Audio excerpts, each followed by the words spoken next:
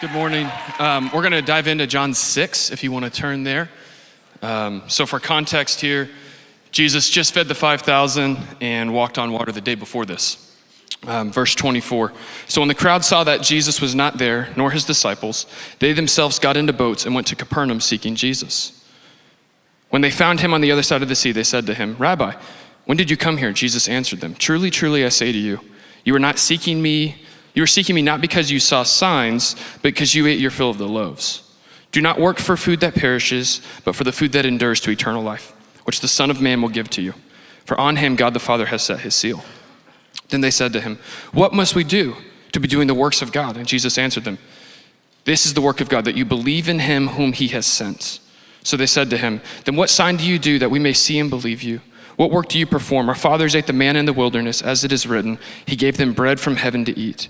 And Jesus said to them, "Truly, truly, I say to you, it was not Moses who gave you the bread from heaven, but my Father gives you true bread from heaven. For the bread of God is he who comes down from heaven and gives life to this world." And they said to him, "Sir, give us this bread always." And this is it right here, verse 35. Jesus said to them, "I am the bread of life. Whoever comes to me shall not hunger, and whoever believes in me shall never thirst."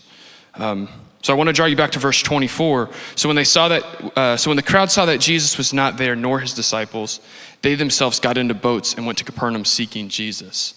I want to point out that it's possible to seek Jesus, just as these Jews did, and seek him for the wrong reasons.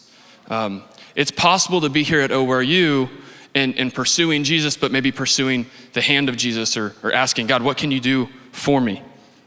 Verse 30, so when they said to him, "Then what sign do you do that we may see and believe you? What work do you perform?" He literally just fed the 5,000. He literally just walked on water. But that wasn't enough. And I'm convicted because this is what we do too, right? Like, he got us to ORU. Awesome, it's great. But we're so consumed with what's after ORU. God, what are you going to do for me next? I know you did that, but I don't have faith for what's coming. We're like little kids on Christmas. We get our Christmas gift, we're excited, we open it. Legos, yes. And then we look at our sister and she's doing her thing, and then mom's next.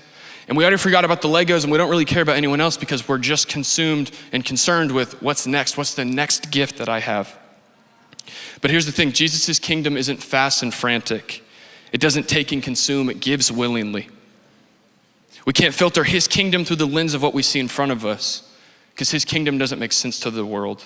Jesus is saying, seek me, not my miracles. So go back to that moment. If we're supposed to seek him, if it's supposed to be a relationship with him, go to that moment mentally when you first encountered him. Maybe the moment at the well, the road to Damascus, youth group, summer camp. That's all he wants is relationship with you. He's after belief and faith. It was never about the miracle. All throughout the Gospels, Jesus performs all these miracles to show us who he is, but it was never about the miracle. The miracle was simply an invitation into relationship with him. So verse 35, Jesus said to them, "I am the bread of life. Whoever comes to me shall not hunger. Whoever believes in me shall not thirst." So the rest of this discourse goes on, and Jesus says things like, "Eat my flesh and drink my blood." And the Jews didn't care for that much. So picking up in verse 66, after this, many of his disciples, these Jews, these followers of his, many of his disciples turned back and no longer walked with him. So Jesus turned and said to the 12, "Do you want to go away as well?"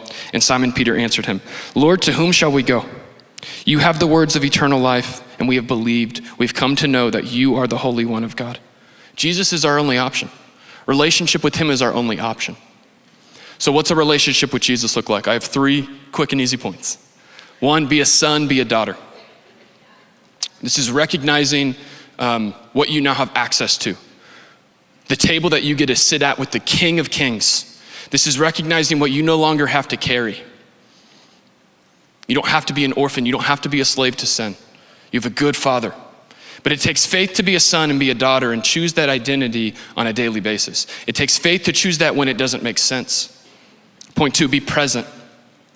It takes faith to be present in between the miracles. It takes faith to be present in between the words of God or maybe those intimate moments. Be present with where you're at. Be the best college student you can be, the best baseball player you can be. don't just work for 4 p.m. so you can be out of class. Don't just work so you can, work for the next break. Be present. It takes faith to be present. Point 3, be committed. Don't flame out. The goal's to last. The goal's to wake up with gray hair and love your spouse and love Jesus. Last, okay? It takes faith to be committed, though. It takes faith to be a son, daughter. It takes faith to be present. So keep the faith, fight for faith, pursue faith. Because Jesus is the bread of life, and relationship with him is the only thing that will sustain you. Thank you.